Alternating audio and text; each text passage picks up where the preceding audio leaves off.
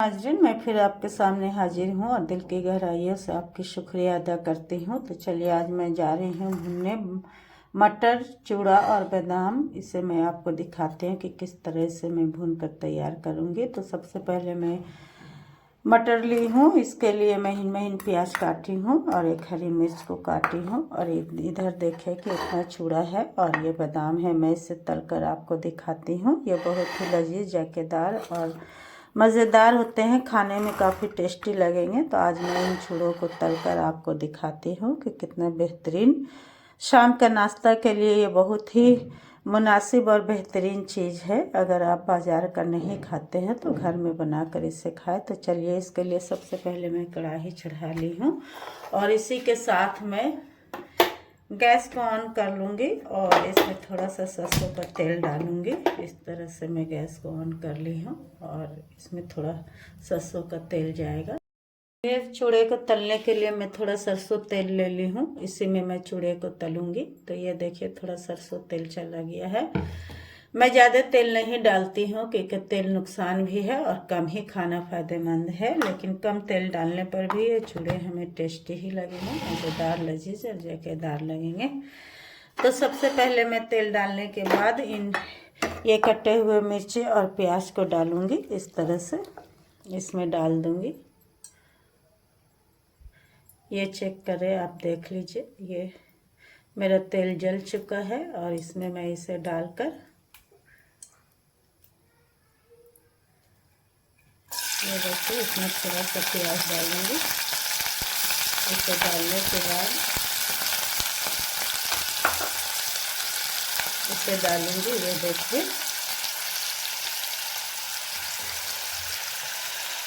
ये चेक करें,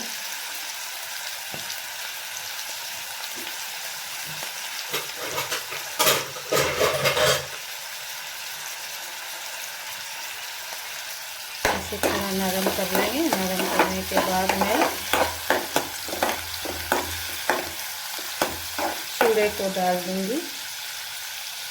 ये चूड़े मेरे चले जाएंगे इसमें।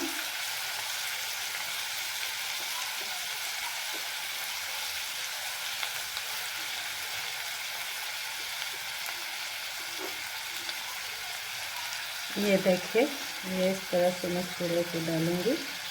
ये सभी चूड़े इसमें चले जाएंगे और बहुत ही बेहतरीन ढंग से ये तल जाएंगे। इसे तलने के बाद फिर मैं आगे का प्रोसेस आपको दिखाती हूँ। ये मेरे चूड़े तल जाएंगे। ये देखिए, इस तरह से, ये देखिए, ये चेक कीजिए। इस तरह से मैं इसे तलूँगी और इसी के साथ थोड़ा सा हल्दी चले जाएंगे।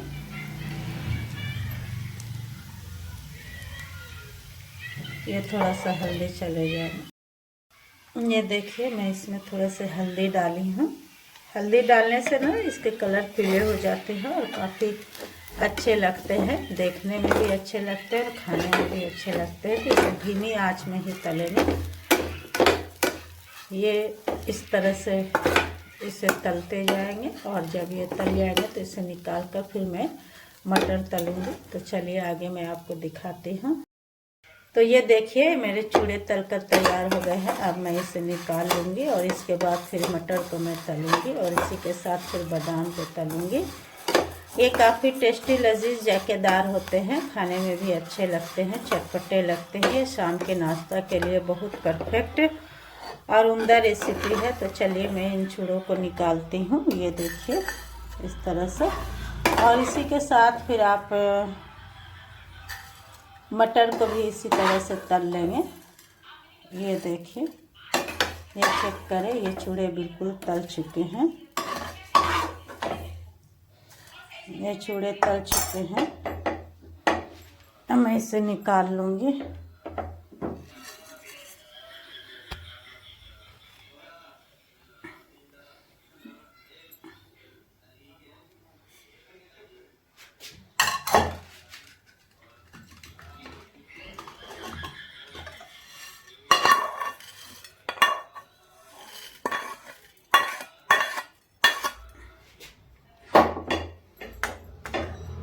ये देखिए, ये परफेक्ट चूड़े तल चुके हैं। ये परफेक्ट बिल्कुल तल के कुरकुरे हैं। ये देखिए कुरकुरे हो चुके हैं। अब फिर थोड़ा सा मैं तेल डालूँगी, थोड़ा सरसों का तेल डालूँगी और इसी के साथ ये देखिए थोड़ा सरसों का मैं तेल डाल रही हूँ। थोड़ा ही डालूँगी क्योंकि मटर ज़्यादा तेल नहीं खींचते हैं, इसलिए आप थोड़ा ही तेल डालें। और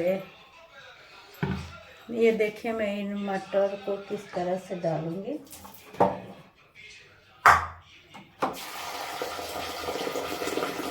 ये मेरे तेल जल चुके हैं। मैं डाली हूँ तेल, उसके बाद जल चुके हैं। अब ये देखिए ये मटर, इन मटरों को मैं इसमें इस तरह से डाल दूँगी। थोड़ा देर के लिए इसे गला देना है। जब ये गल जाएंगे तो चूड़े में इसे मिलाना है।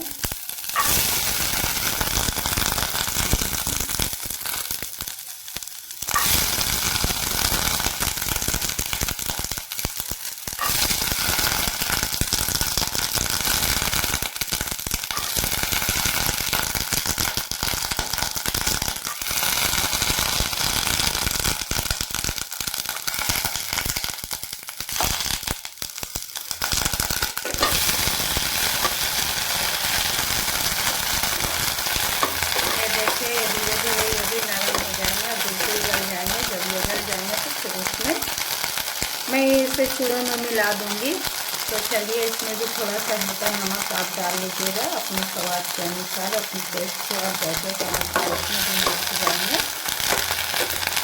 हल्का ही नमक डाल देंगे, नहीं तो तेज हो जाने के बाद ये अच्छे नहीं लगेंगे। तो ये देखिए मेरे मटर भी गल चुके हैं। इस तरह से देखिए आप, ये गल गए हैं मटर। अब मैं इसे उतार लूँगी और चूड़े में मिलाऊंगी। तो अल्हम्दुलिल्लाह ये मटर भी मेरे बनकर तैयार हो गए हैं। इसे मैं इस तरह से चूड़े में मिला दूँगी। इस तरह से इसे मैं चूड़े में मिलाऊंगी। मैं इसे ढक्कन लगाकर मटर को गलाई थी। ये इस तरह से मिल जाएंगे। अल्हम्दुलिल्लाह मेरे चूड़े और मटर बनकर तैयार हो गए हैं। ये खाने में काफ़ी लजीज जायकादार होती है।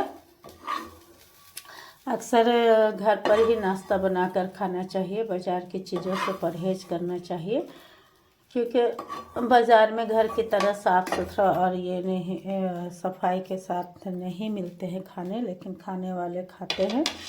बाज़ार की चीज़ें ज़्यादा टेस्ट लगती है, लेकिन घर की बनाई हुई चीज़ें हेल्दी और जायकेदार होती हैं। तो चलिए अब फिर मैं थोड़ा सा तेल डालूँगी। ये देखिए बादाम तलने के लिए थोड़ा तेल डालूँगी, थोड़ा ही डालूँगी क्योंकि मैं तेल को कम इस्तेमाल कर रही हूँ इस चूड़े और मटर को तलने के लिए। तो ये देखिए मेरे तेल ये भी गर्म हो चुके हैं। मैं इनमें इतने सारे बादाम ली हूँ, इन बादामों को इसमें डाल दूँगी। और ये भी, इसमें भी हल्का सा नमक आप डाल दीजिएगा। ये भी काफ़ी अच्छे टेस्टी जायकेदार और लजीज हो जाएंगे। ये देखिए ये बादाम भी तल रहे हैं और ये तला जाएंगे, बहुत अच्छे टेस्टी लजीज जायकेदार लगेंगे। इसे बनाकर मैं दो तरह से इसे बनाऊंगी, एक बादाम वाले और एक मटर वाले चूड़े में बनाऊंगी। तो चलिए ये मैं दिखाती हूँ, इसके बाद मैं इसे तैयार करूँगी। तो ये देखिए मेरे बादाम भी तलकर तैयार हो गए हैं। अब मैं इसे निकालूंगी और निकाल कर चूड़े में डालूंगी। ये देखिए इस तरह से मैं इसे इसमें मिला दूंगी और मिलाने के बाद ये काफ़ी टेस्टी और लजीज जायकेदार बन गए हैं। अब ये खाने के लिए रेडी है। इसे हम लोग खाने में के लिए देंगे, लोगों को, बच्चों को दूंगी, बड़ों को दूंगी, सबको दूंगी मैं। तो ये देखिए ये मैं इस तरह से इसे मिक्स कर दूंगी। ये तैयार है।